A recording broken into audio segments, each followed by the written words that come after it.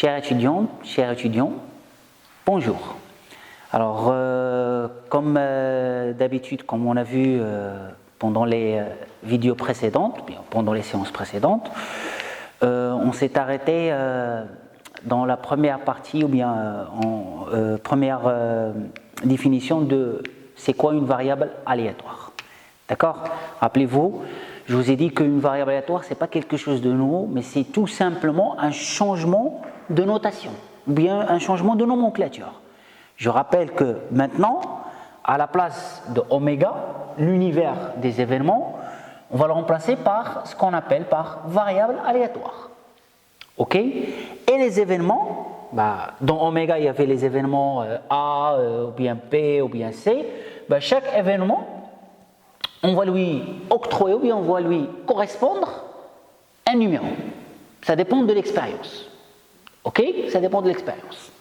D'accord? On va lui octroyer un numéro. C'est ce qu'on va voir, on est en train de voir maintenant. C'est ce qu'on appelle, on va le noter par x égale à petit xi. x1 par exemple pour l'événement A, x égale petit x2 pour l'événement P, et x est égal à x3 par exemple pour l'événement 3. Bon, j'ai écrit ici x1, x2, x3, ça dépend, c'est des valeurs. Hein. Les xi appartiennent à R. Rappelez-vous l'exemple qu'on a vu auparavant du gain, les deux amis qui jouaient avec le dé. Hein. On avait le gain de la première personne de ce qu'on a appelé par A. C'était soit moins 1, c'est-à-dire soit il perd 1 dirham, soit il gagne 2 dirhams, soit c'est un match nul, c'est 0. Donc dans ce cas-là, mais x1, x2, x3, les petits, hein, faites très attention. La différence là, c'est grand X, petit x1, petit x2, petit x3. Les valeurs de x1, x2, x3 dans notre exemple, ça sera moins 1, 0 et 2. Ok? Alors, comme vous pouvez le voir dans la définition que vous voyez maintenant, oméga c'est l'univers, d'accord? Et vous avez ce x, cet x-là, ce x, c'est tout simplement une application qui va de l'univers de oméga vers quoi? Vers R. C'est-à-dire pour chaque oméga, pour chaque événement dans oméga, on va lui correspondre une valeur dans R. C'est pour cela qu'on a écrit ici pour A, c'est x égale à x. On va lui correspondre. C'est comme on va lui donner un code. On va leur donner un code pour nous faciliter la tâche. Rappelez-vous, jusqu'à maintenant, on travaille avec des exemples très simples, c'est-à-dire on avait au maximum, on avait 4 événements ou bien 5 événements, mais dans la réalité, vous avez des épreuves ou bien des expériences où il y a une infinité d'événements.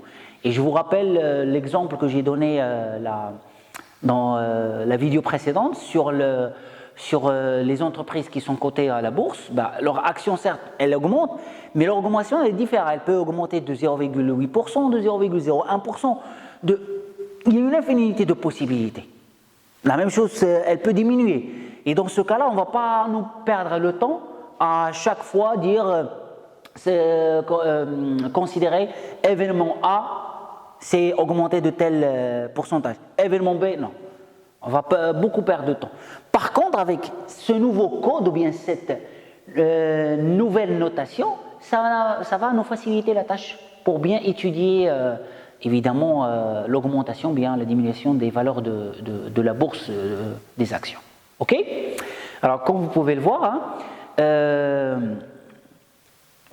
on appelle variable aléatoire réelle x toute application x qui va de oméga vers R. Alors, ce x-là, il va de oméga vers R.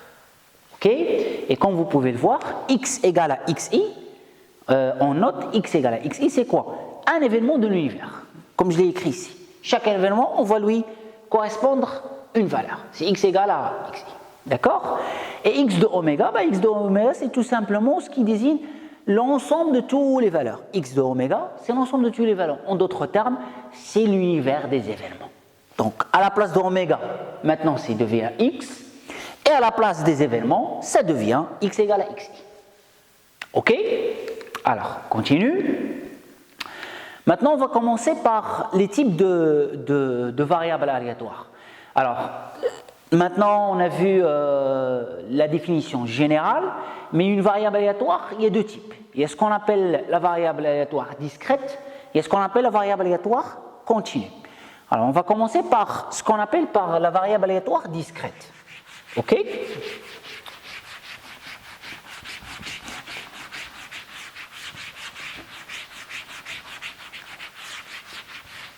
Alors, comme vous pouvez le voir dans le slide, une variable aléatoire est dite discrète si elle peut prendre un nombre fini ou infini dénombrable de valeurs. Qu'est-ce que ça signifie dénombrable? Rappelez-vous, dénombrable, on l'a vu dans le premier chapitre.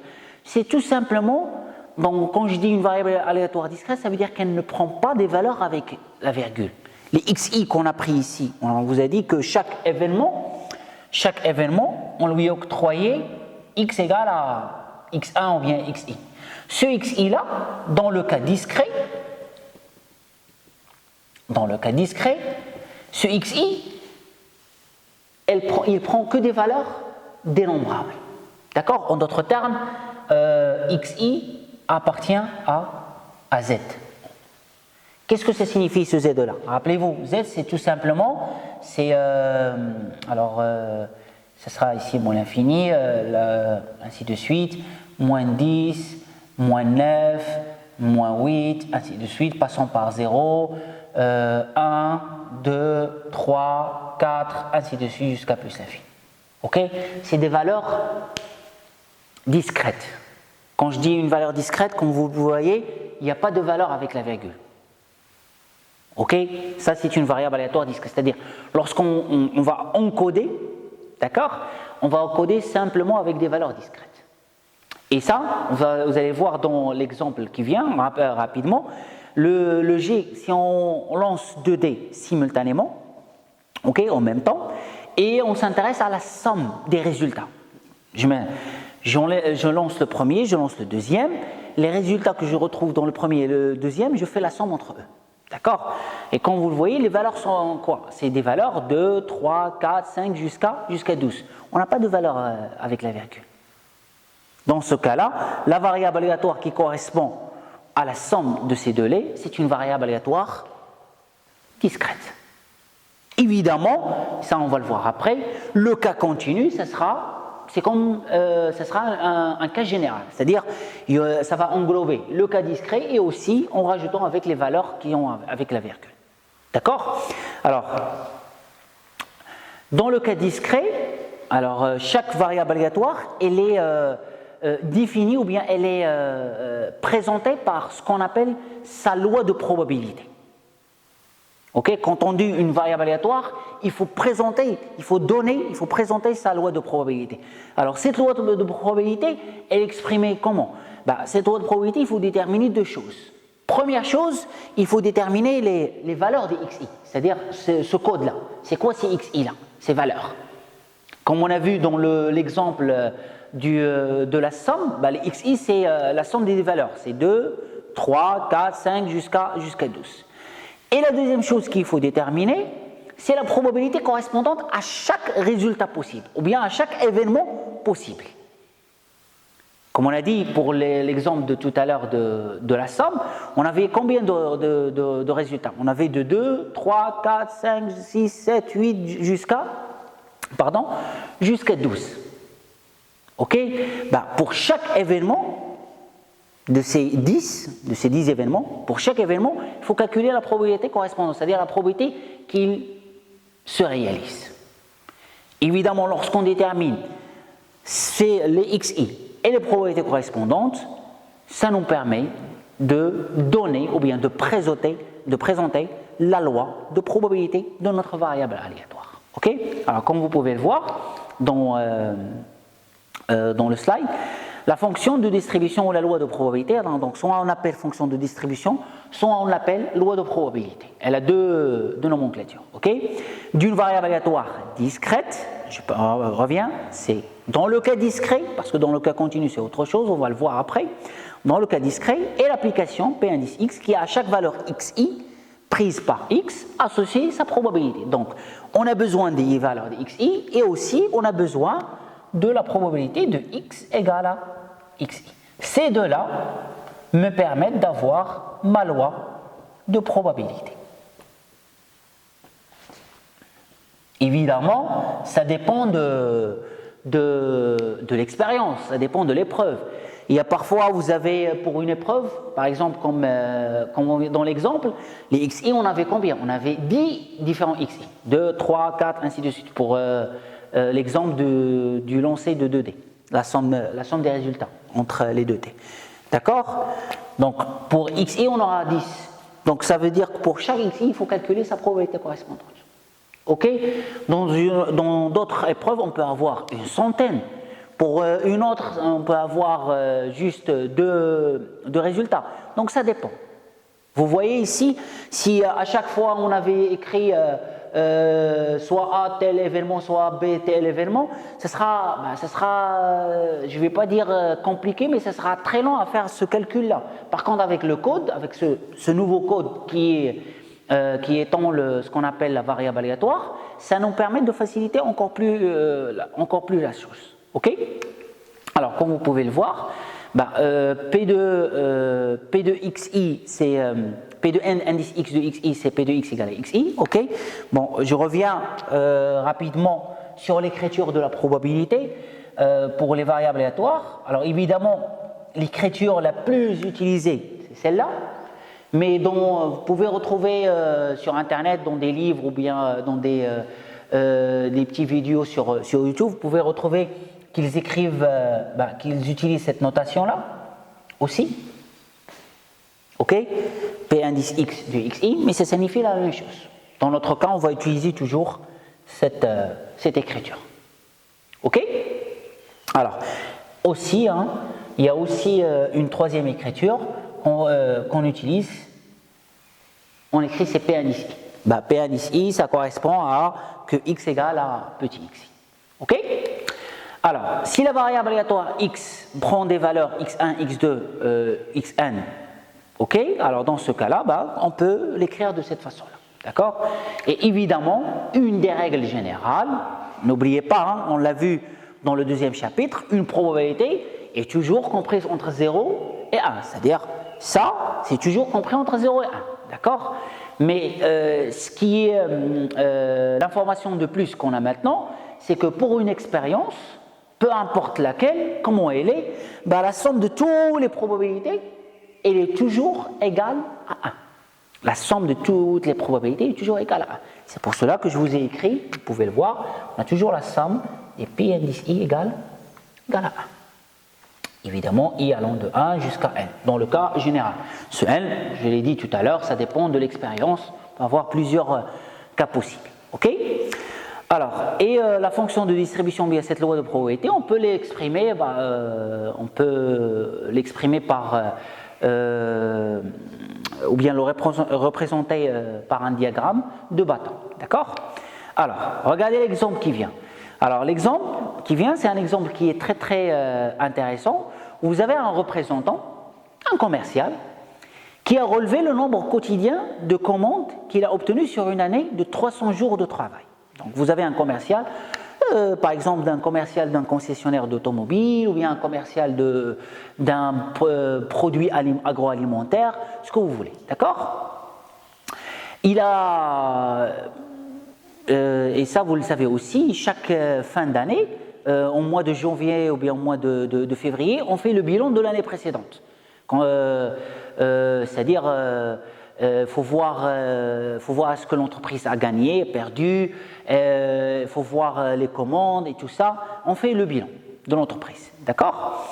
Alors, il a fait son bilan, ce commercial-là, sur une année de 300 jours de travail. Donc, il a vu qu'il a travaillé 300 jours, pas 365. Évidemment, il faut éliminer les week-ends, les jours fériés et aussi ses vacances. Donc ça fait à peu près 300 jours, c'est juste un exemple. Et il a eu comme vous pouvez le voir, le tableau suivant. Alors, il a trouvé quoi? Il a trouvé que sur 30 jours, il n'a pas reçu aucune commande. Il a trouvé que sur 60 jours, il a reçu une seule commande. D'accord? Alors, je explique. Ça ne veut pas dire que sur tous les 60 jours, il a reçu une seule. Non, non. Ça veut dire que sur les 60, chaque journée de ces 60 jours, à chaque journée, il a reçu une seule commande. D'accord? Ok? La même chose. Sur 120 jours, il a obtenu, ou bien il a reçu deux commandes. C'est-à-dire, sur les 120 jours, chaque journée de ces 120 jours, il a obtenu 2 commandes. La même chose, 75 jours, il a obtenu 3 commandes. Sur 15 jours, il a obtenu 4 commandes. 15 jours, ça veut dire que sur chaque journée de ces 15 jours, il a obtenu 4 commandes. D'accord? Ok? Alors, si vous faites la somme, on trouve 300. Ok? Alors, les conditions passées étant stables, c'est-à-dire évidemment qu'il n'y a pas de fluctuation, il souhaite déterminer la loi de probabilité du nombre quotidien de commandes. Donc, dans notre cas, maintenant, alors je vais essayer d'effacer ceci. Alors, comme j'ai dit, il veut étudier le nombre quotidien de commandes. Pourquoi un commercial veut faire ça? Tout simplement, j'efface ça d'abord. Alors vous allez me dire, c'est quoi l'intérêt, hein?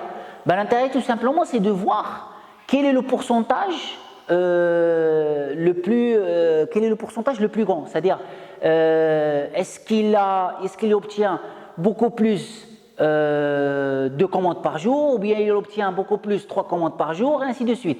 Et en plus de ça, quand il aura ces informations du pourcentage, il va essayer de faire beaucoup plus meilleur cette année-là pour augmenter son chiffre d'affaires. Ok? Je vais revenir à cette question parce qu'elle est très très très importante. Alors dans notre cas, comme vous pouvez le voir, on considère une variable aléatoire discrète. Pourquoi c'est discrète? Parce que le nombre de commandes, est-ce que je peux avoir un nombre de commandes avec une virgule? Je peux avoir un demi-commande, 1,5. Impossible. Donc soit j'ai une seule commande, soit 0, soit 2, soit 3, soit 4. Voilà. Ok? Je ne peux pas avoir des valeurs avec la virgule. Voilà pourquoi on appelle variable aléatoire discrète. Ok? Alors, donc les valeurs possibles de x, ou bien l'univers oméga, les événements possibles, c'est soit aucune commande, soit une seule commande, soit l'événement 3 commandes, soit l'événement 4 commandes. Donc dans ce cas-là, on ne travaille plus avec ABC, mais on va travailler avec l'encodeur, c'est tout simplement c'est 0, 1, 2, 3 et 4. Donc dans notre cas, les xi, c'est tout simplement ces valeurs-là. Ok? Alors comme vous pouvez le voir dans le slide suivant, voilà mes xi. C'est 0, 1, 2, 3 et 4. Maintenant, les probabilités correspondantes. Les probabilités correspondantes, c'est très simple. Regardez. Voilà mes x égale à xi. On a 0 commande, 1 commande, 2 commandes, 3 commandes, ou bien 4 commandes par jour. Probabilité. Comment je vais calculer les probabilités? Là, je vais revenir à ce qu'on a vu au commencement du deuxième chapitre. Notion de probabilité. On a vu que la formule générale pour calculer une probabilité, c'est quoi? C'est le nombre de cas favorables sur le nombre de cas possibles. Ou bien on a noté par cardinal de l'événement, de notre événement, sur le cardinal de oméga. Ok? Vous vous rappelez de ça? D'accord? Nombre, probabilité d'un événement, je rappelle, c'est nombre de cas favorables, ok, sur le nombre de cas possibles. Ou bien, nombre de résultats, le nombre de résultats possibles. Là, le nombre de cas favorables, favorable à quoi? Favorable à notre événement. Alors, je commence par, ici, probabilité de x égale à xi. Commence ici, par 0. 0, le commercial, il l'a obtenu sur combien de jours? Sur 30. Et combien au total il a travaillé, lui, dans l'année? Il a travaillé dans l'année 300. Donc ça fait, nombre de cas favorables, c'est 30, divisé sur le nombre total, c'est 300. Ça fait combien? Vous faites le calcul, ça fait 0,1. De même ici, 1. Combien de journées il a obtenu qu'une seule commande? C'était 60. 60, nombre de cas favorables, divisé sur nombre de cas possibles, c'est 300. On fait le calcul, ça fait combien? Ça fait 0,2. Deux commandes, on a vu tout à l'heure dans le tableau, c'était 120 jours divisé sur 300, ça fait combien? Ben, on fait le calcul, ça nous donne 0,4. Et on enchaîne.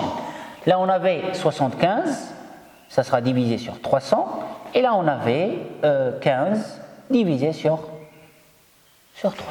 On fait le calcul, on trouve que c'est égal à 0,25 ici et 0,05.